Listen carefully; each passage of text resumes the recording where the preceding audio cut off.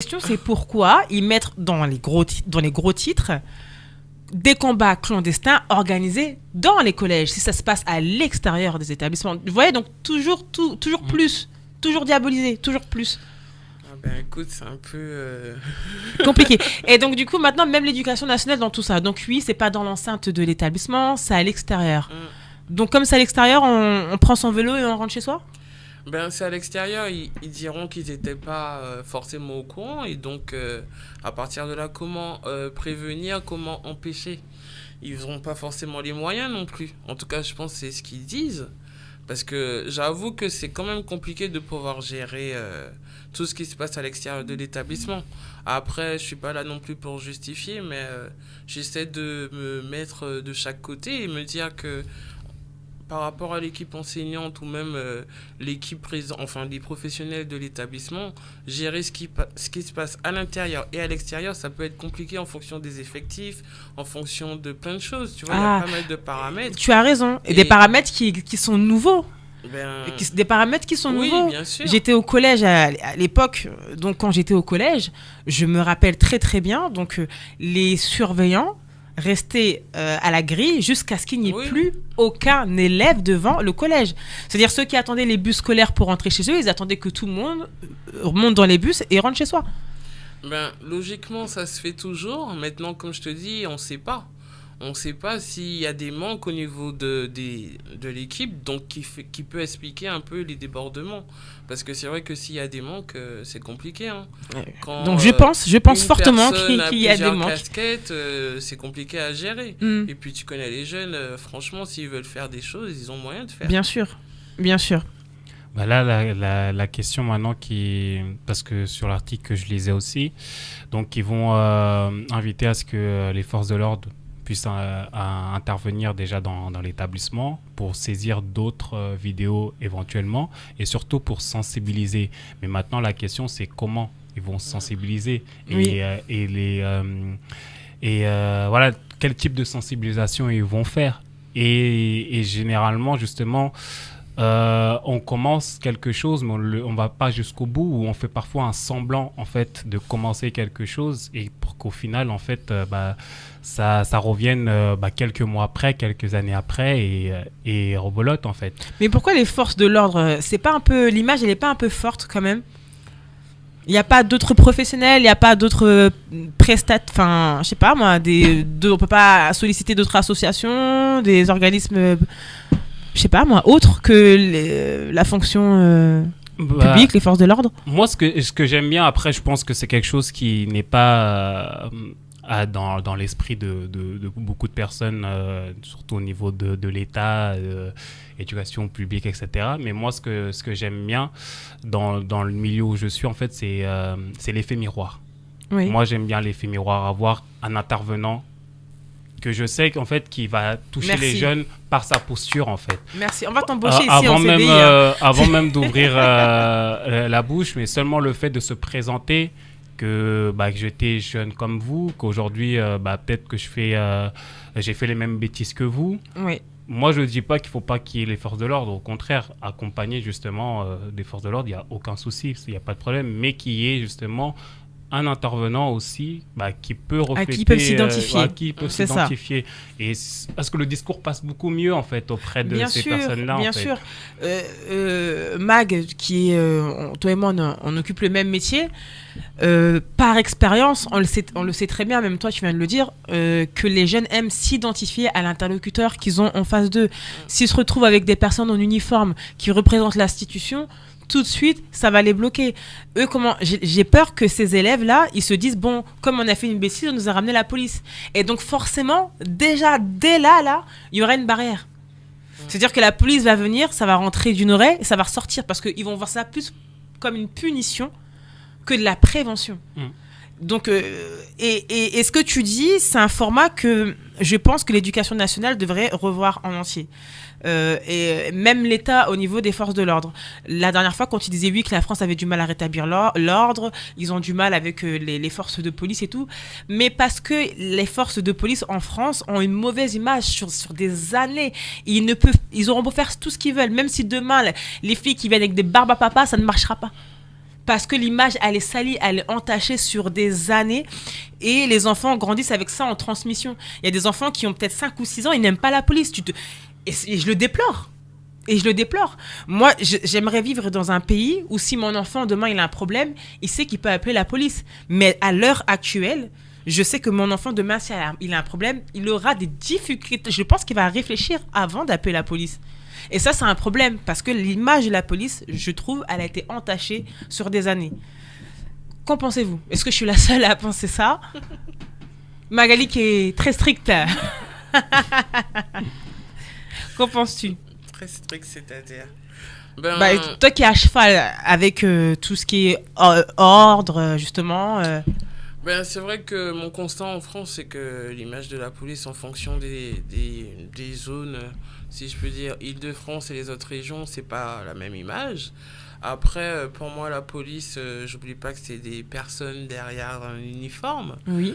Bon, ils font leur travail. Mais ils n'ont qu'à changer l'uniforme, changer la couleur de l'uniforme, changer les noms, réforme de la police. Mais c'est vrai, parce que c'est fini. Comme tu dis, leur image a été entachée. Après, j'irais pas dire qu'ils sont inutiles. Je n'ai pas dit ça, non. Non, moi, je parle de moi. Après, c'est vrai que moi, le constat que je fais, c'est que souvent, la solution que tout le monde connaît, c'est police tout de suite. Alors, comme disait Vicente, avant la police, il y a d'autres solutions, mais ça implique un travail de fond, ça implique la collaboration de différents partenaires. On parle des élèves, c'est les parents, c'est l'éducation nationale, c'est tout un circuit qu'il faut peaufiner pour justement régler, soulever les questions qui sont en suspens et même travailler sur tout ce qui est émotion par rapport aux jeunes, parce que moi je partage le public jeune, ils ont du mal à gérer leur frustration. Ouais. Et pour moi, l'origine des différentes violences, ça part un peu de ça. La gestion de ces émotions, la frustration, l'échec, etc. La difficulté même, la simple difficulté, des fois, comment dirais-je, ils ont des émotions qui sont, je trouve, surdimensionnées comparé à avant où on avait souvent un enfant face à l'échec, soit il pleure, soit... Mais parce que le monde est méchant et les enfants cruels, on se rend pas compte. Un exemple tout bête, j'étais au parc tout à l'heure avec mon fils, des enfants qui jouent au foot et un petit dit à l'autre, mais t'es nul, mais t'es trop nul, mais tu sais même pas viser, rentre à la maison, j'en veux plus jouer avec toi. Mais je me suis dit, le pauvre enfant, ses copains lui disent que t'es nul, lui il va croire que c'est un nulard, il voudrait même plus toucher une balle. Tu vois, ils se rendent pas compte des choses, ça joue réellement. Oui, je trouve que les enfants, c'est un peu cruel entre eux maintenant. Mais j'ai envie de te dire, ça a toujours existé. Maintenant, c'est pour ça que je dis le rôle des parents derrière est important. Justement, travailler sur la valorisation de l'enfant, apprendre à l'enfant à gérer, parce que dans la vie, tout le monde nous aime pas. Donc, il faut apprendre à vivre avec et accepter, justement. Et savoir comment réagir face à ça. Et moi, je pense que c'est sur ça qu'il faut travailler. Parce que c'est vrai que la police n'est pas le bon interlocuteur, forcément, en fonction... Pas plus près de ton micro, Magali, je veux que tout le monde t'entende. En fonction de la problématique, en fonction du lieu. Comme on parle souvent en banlieue, maintenant, on arrive à trouver des situations similaires sur d'autres régions. Bien sûr. Mais on a quand même des problématiques qui sont propres à l'Île-de-France. Et moi, je pense qu'il y a pas mal de choses à faire, mais... Comment articuler tout ça avec les moyens qu'on a et la disponibilité de chacun, c'est ça la question. Normalement, c'est là qu'Agostino rentre en jeu, lui qui travaille dans un centre social. C'est là, normalement, que les partenaires, les autres actions de la ville rentrent en jeu. Alors, toi qui vous faites de l'accueil aux enfants, vous proposez des activités, des loisirs. Est-ce que tu es déjà tombé sur un enfant en souffrance, qui vivait quelque chose de difficile et qui n'a pas forcément envie d'en parler à ses parents? Est-ce que tu as déjà vécu ça? J'ai vécu il y a vraiment différents cas et c'est pour ça d'ailleurs que j'aime mon métier en fait, c'est que en fait on n'est pas devant un logiciel en fait, on n'a pas de trame où on se dit bon j'appuie sur ce bouton là et c'est réglé et je passe au suivant. Donc pourtant c'est des enfants du même âge.